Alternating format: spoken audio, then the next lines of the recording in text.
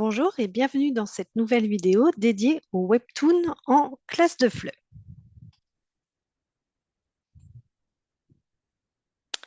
Alors, qu'est-ce qu'un webtoon? Donc, originaire de Corée du Sud, le webtoon est une contraction des mots web et cartoon. Donc, c'est une bande dessinée numérique conçue pour une lecture verticale sur smartphone. Son accessibilité permet une lecture flexible et mobile dans les transports, pendant une pause ou à la maison. Les épisodes courts et rythmés se lisent en faisant défiler l'écran du doigt. Très populaire auprès des 15-30 ans, ce format est généralement gratuit et couvre une grande variété de genres, drama, fantasy, science-fiction, romance, comédie, etc. Alors, on va voir un petit peu l'historique du webtoon, donc de sa naissance en Corée du Sud au phénomène mondial qu'il est devenu. Donc, les origines. Donc, dans les années 2000, le webtoon apparaît en du Sud. Les premières plateformes proposent des bandes dessinées numériques pensées pour l'écran avec un défilement vertical et des couleurs vives. Ce nouveau format répond à un besoin, lire facilement sur ordinateur, puis sur smartphone avec des épisodes courts et gratuits. La structuration d'une industrie 2003-2010. Donc au fil des années 2000, le webtoon devient une véritable industrie culturelle en Corée. Les plateformes développent des modèles économiques, publicité, prépublication payante, abonnement et attirent de nouveaux artistes. Puis le format se stabilise, lecture verticale, épisodes courts, couleurs vives, publication régulière et interaction avec les lecteurs. Dans les années 2000, c'est l'explosion internationale. Le webtoon se diffuse hors de Corée. Les plateformes lancent des versions internationales, notamment en anglais, ce qui accélère sa popularité mondiale. Les réseaux sociaux, les smartphones et les habitudes de lecture numérique favorisent cette expansion. L'arrivée en France et en Occident à partir de 2015. Donc en France, le webtoon était encore peu connu il y a une quinzaine d'années, mais il connaît aujourd'hui une ascension fulgurante. Plusieurs facteurs expliquent ce succès.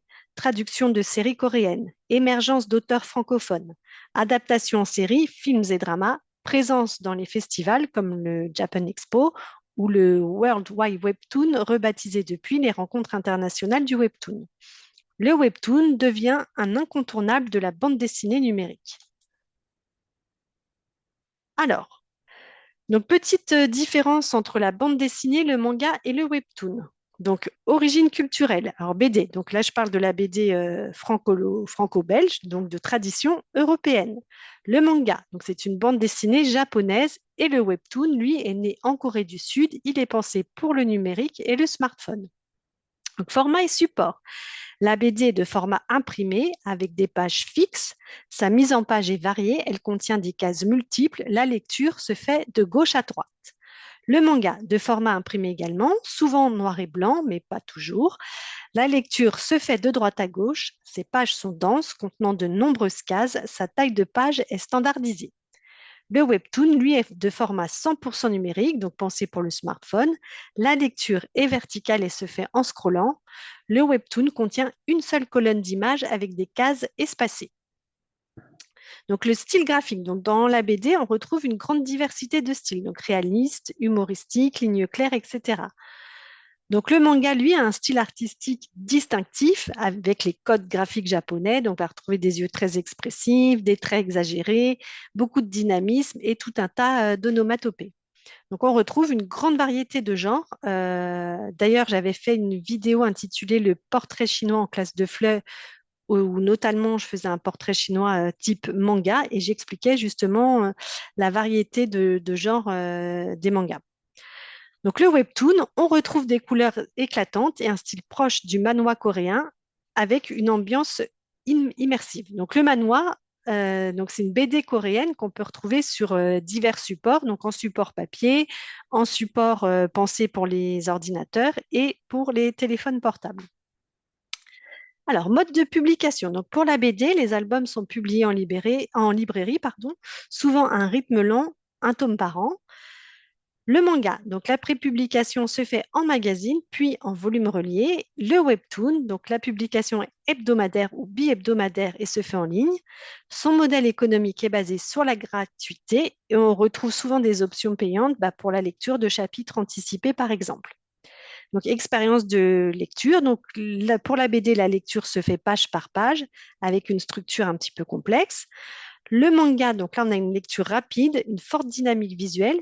Et pour le webtoon, donc là, c'est une lecture vraiment fluide, continue et pensée pour le smartphone.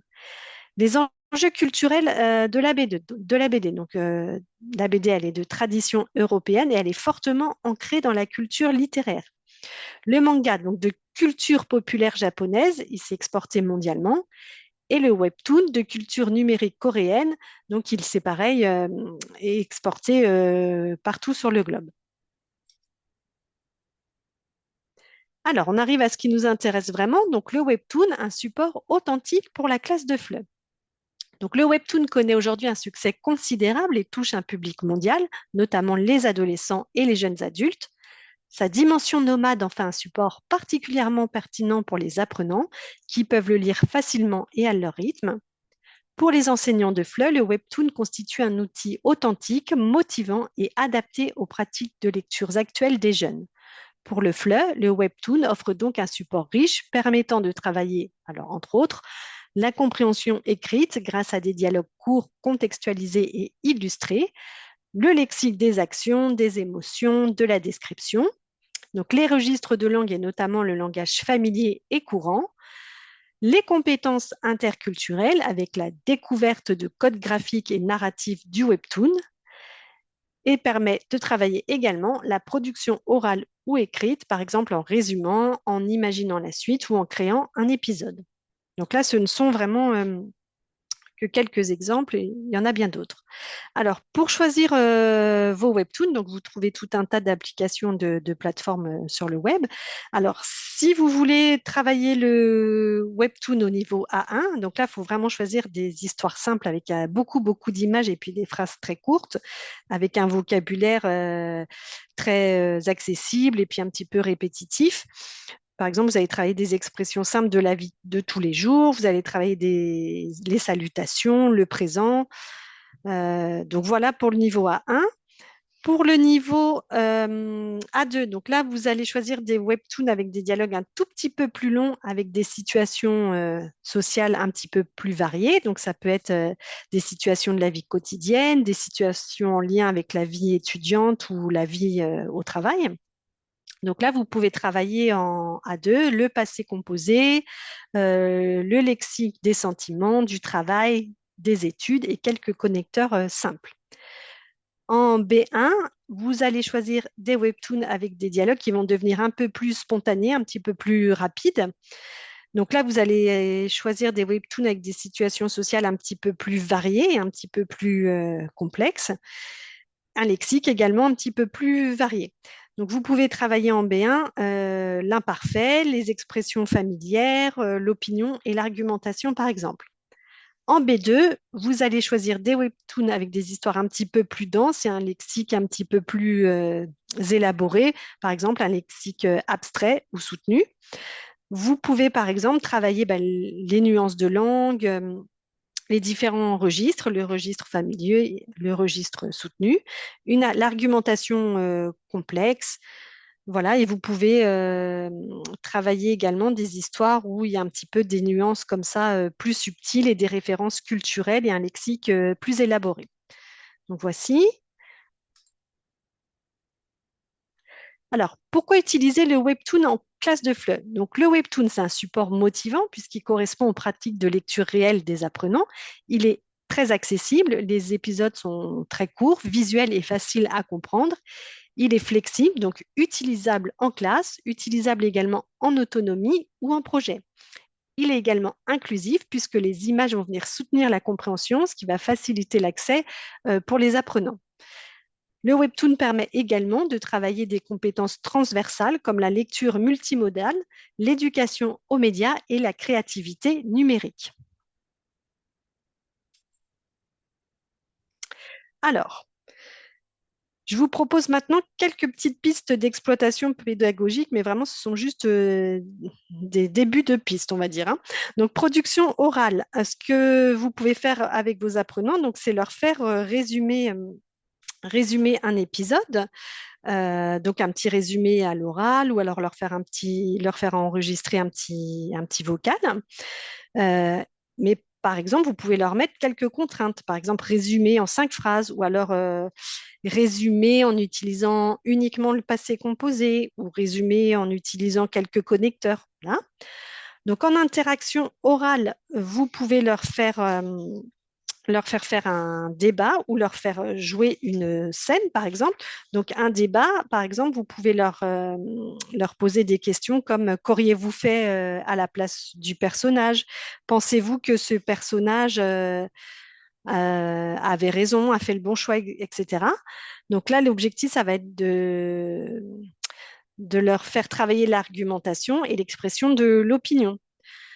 Vous pouvez, en production écrite, leur faire compléter des bulles. Donc, par exemple, vous effacez certains dialogues, les élèves doivent imaginer les dialogues, ou alors s'ils avaient déjà lu avant l'épisode du webtoon, ils peuvent le reformuler, ou alors ils peuvent inventer la suite tout en utilisant, comme tout à l'heure, par exemple, le passé composé ou le futur proche, ou vous leur dites, bah là, utilisez le registre familier, etc. Vous pouvez leur faire résumer un épisode également. Alors là, par exemple, vous leur faites résumer l'épisode dans, je sais pas moi, dans un fil Instagram ou alors dans un fil de discussion, pardon, ou alors sur un post Instagram fictif, tout en utilisant des contraintes également. Vous pouvez leur faire décrire une scène, bah, les personnages par exemple, les émotions, les actions. Vous pouvez leur faire imaginer la suite, donc là vraiment une production écrite très très courte. Vous pouvez leur faire créer un dialogue à partir d'une planche muette et vous pouvez aussi leur faire créer un mini webtoon en projet final. Et en compréhension écrite, vous pouvez leur demander de remettre les cases dans l'ordre, c'est-à-dire que vous découpez les captures du webtoon, vous mélangez le tout et là, vous leur faites remettre tout ça dans l'ordre.